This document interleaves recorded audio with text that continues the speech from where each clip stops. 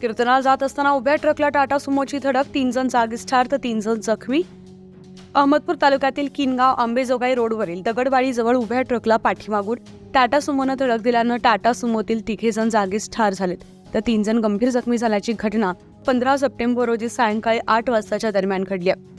पोलिसांकडून मिळालेली माहिती अशी की दगडवाडी जवळ राष्ट्रीय महामार्गावर तेलंगणा पासिंगचा ट्रक क्रमांक TS05 UB 9872 थांबले असता मोहगाव येथून टाटा सुमो क्रमांक MH24C 5867 मध्ये जोरवाडी येथे कीर्तनासाठी जात असताना या अपघातात 2 महिला मयत झाल्यात.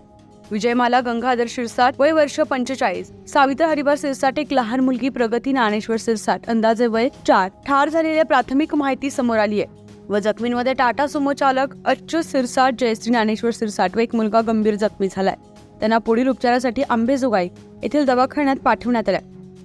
या संदर्भात टाटा सुमो हा किनगावकडून जोरवाडीकडे कीर्तनासाठी जात असताना दगडवाडीच्या जवळ उभ्या असलेल्या ट्रकला जोराची धडक दिल्यानं टाटा सुमो मधील 2 महिला, एक लहान मुलगी जागीच ठार झाली.